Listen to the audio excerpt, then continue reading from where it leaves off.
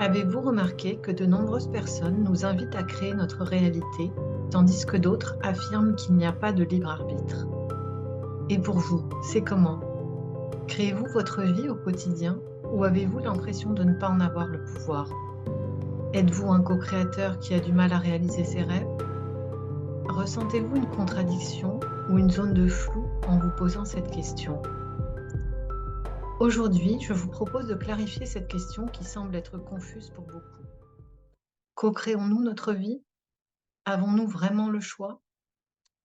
Je réponds oui dans une certaine mesure et non.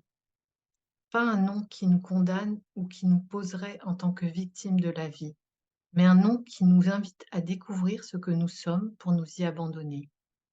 Un non qui nous amène à faire un avec la vie. Alors pourquoi je dis oui dans une certaine mesure? Parce que je constate que mes pensées, mes croyances, mes émotions sont créatrices.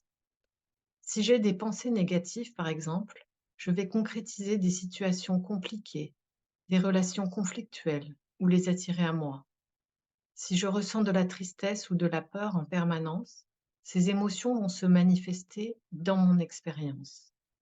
À l'inverse, si je suis d'humeur joyeuse ou amoureuse, je vais voir la vie en rose. Ou si je viens d'avoir une bonne nouvelle, je vais me sentir légère et passer une bonne journée. Autre choix dont je dispose, c'est celui de choisir le matin ce que j'ai envie de porter, de manger ou de vivre. Et si je ne le fais pas, c'est quelqu'un d'autre qui va le faire à ma place. Je constate aussi que les pratiques que je choisis me permettent de créer des états ou de faire grandir mes aptitudes. Si je fais une activité physique tous les jours, par exemple, je me sens mieux. Ou si j'aime cuisiner, plus je cuisine, meilleures sont mes créations. En théorie, donc, j'ai le choix de faire ce que je veux et je peux prendre des décisions. Je pourrais aussi dire que chaque jour, j'exprime ma vision unique de la réalité au travers de ma présence, dans mes relations, dans mon travail ou dans ce que j'aime pratiquer ou réaliser. En ce sens, nous sommes tous des artistes au service de la vie, comme des facettes d'un même diamant qui rayonnent des éclats uniques et singuliers de la même lumière. Donc en théorie, oui, nous créons et avons le pouvoir de rayonner cette lumière. Mais dans la réalité, c'est moins évident. Comme je viens de le dire, si je me sens artiste mais que je me trouve nulle, je ne vais pas voir la beauté et la singularité dans la création. Ou encore, si j'ai des pulsions alimentaires ou des addictions, il se peut que ma seule volonté ne me permette pas de choisir et que je sois plutôt leur esclave. Ou si je rêve d'être surfeuse mais que je n'aime pas l'eau ou que c'est l'image de la surfeuse que je convoite, je vais avoir du mal à maîtriser la glisse. On voit ici que nos conditionnements et nos croyances erronées peuvent faire obstacle à nos choix, à notre volonté mentale. Notre volonté révèle souvent nos illusions lorsqu'elle se base sur de fausses croyances, des mirages ou la comparaison aux autres. En tant qu'individu, il y a des choses déterminantes que nous ne pouvons pas choisir.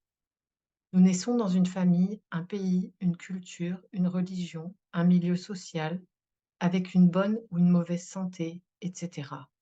Et tout cela nous conditionne. Tous ces facteurs nous apportent des forces, des faiblesses, des limites et des potentiels. En d'autres mots, cela nous structure. Cela définit notre existence matérielle. Les avons-nous choisis en tant que personne? Non. Notre lieu et heure de naissance permettent aussi de découvrir notre thème de naissance, le thème astrologique, numérologique, selon les supports de symbolisme utilisés.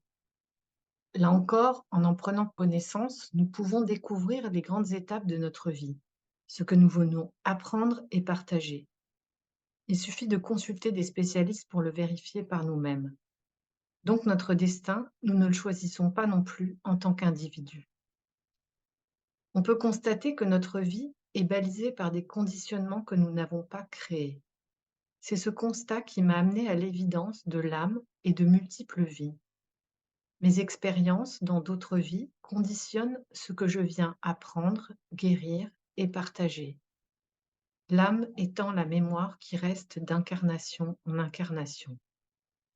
Elle m'accompagne aussi en me guidant au travers de mes aspirations et mon inspiration, intuition, au quotidien.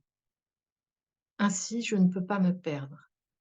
Ce sont les limites apportées par mes bagages et mes conditionnements qui me poussent à les voir, puis à les transcender. Je ne me sens pas victime de ce déterminisme.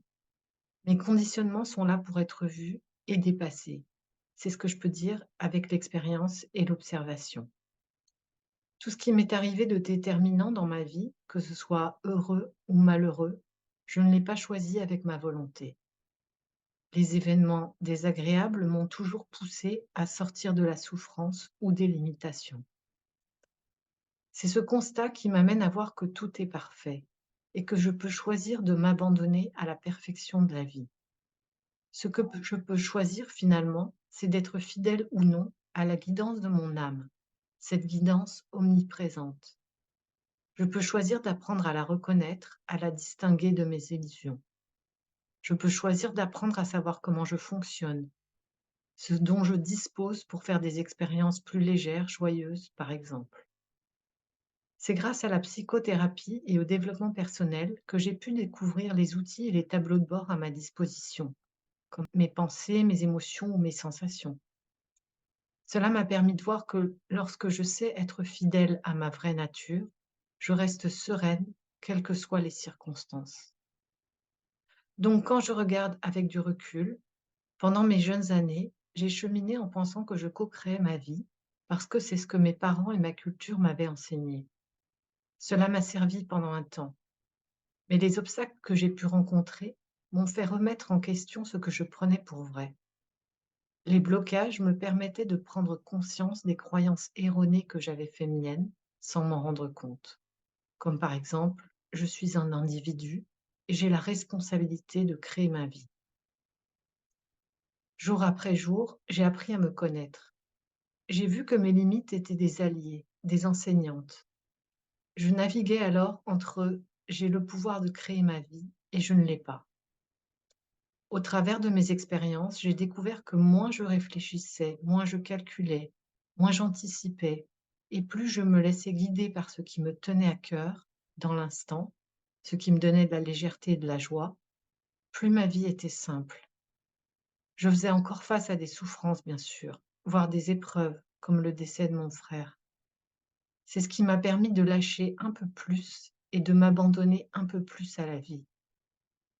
J'ai vu qu'il y avait toujours de fausses croyances que je ne voyais pas, que je ne pouvais découvrir qu'au travers de ce que la vie me proposait, aussi difficile soit-il. C'est ce qui m'a amené à arrêter de vouloir. Ça ne m'a pas empêché de grandir en conscience. Au contraire, car j'étais plus disponible et réceptive à la vie qui me guide en permanence. Je n'étais plus alors focalisée sur ce dont je croyais manquer, sur mes obsessions ou sur la recherche d'un bonheur. En écrivant Moins de croyances, plus de conscience en 2022, je n'avais plus aucun doute sur le fait que mes limites provenaient de toutes mes croyances, de toutes mes interprétations ou d'impressions que je croyais vraies, et ce, depuis l'enfance. Par exemple, l'impression que mon père préfère ma sœur, ou que je ne suis pas digne d'être aimée, que je ne suis pas capable de réussir ceci ou cela, que je dois faire et me comporter comme tout le monde pour être aimée, qu'il faut travailler dur pour vivre comme je le souhaite, que j'ai besoin d'un mari pour être heureuse, qu'il faut que j'ai des enfants pour me sentir une femme, faire comme tout le monde, être normale, alors qu'au fond de moi, j'aspirais à étudier, voyager, faire plein d'expériences, mais je n'écoutais pas. Et ces expériences, elles se sont pourtant imposées malgré mes choix. De fil en aiguille, je me suis rendu compte que la croyance racine de toutes mes limitations était de me prendre pour mon corps, ma personnalité, l'image que j'ai de moi, c'est-à-dire un individu mortel et donc vulnérable. C'est de cette croyance que naît la peur de souffrir, de mal faire, de faire mal aux autres, de perdre, de manquer et finalement de mourir. C'est à partir de cette croyance que la peur est devenue mon moteur au quotidien sans que je m'en aperçoive. Si je ne suis pas l'image que j'ai de moi, mon corps et ma personnalité, Alors, qu'est-ce que je suis? Ma rencontre avec les maîtres de la non-dualité m'avait laissé entrevoir la réponse, mais j'avais besoin de la vérifier par moi-même. Il m'a fallu encore bien des expériences pour le voir clairement et l'intégrer jour après jour. J'ai tourné en rond parce que je cherchais quelque chose de particulier, un état, un mieux, un absolu identifiable. En réalité, ce que je suis est inconnaissable, indéfinissable. Cela précède les mots et les concepts. C'est, c'est immuable, imperturbable et inaltérable. Si je ne suis pas l'image que j'ai de moi, mon corps et ma personnalité, alors qu'est-ce que je suis?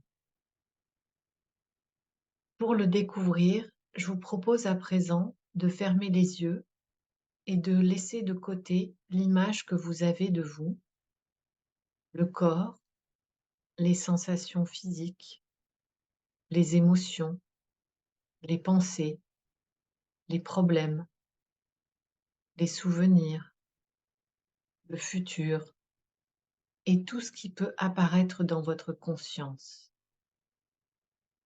Si vous faites abstraction de tout cela, si vous faites abstraction de tout ce que vous pouvez connaître, que reste-t-il?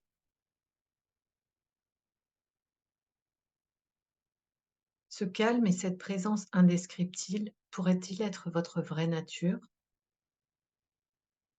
Ce qui est quoi qu'il arrive?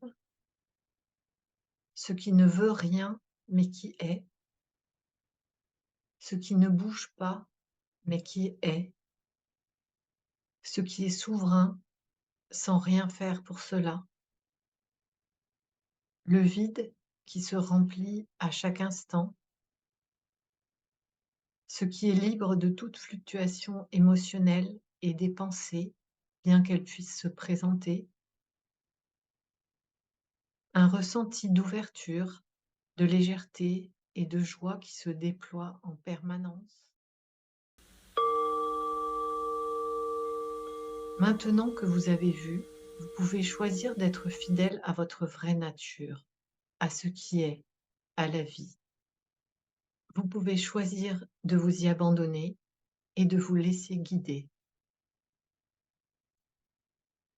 Dans le prochain podcast, nous verrons les croyances cachées les plus communes qui nous empêchent de se stabiliser dans ce qui est. Pour me contacter ou poser vos questions, rendez-vous sur mon site. À bientôt.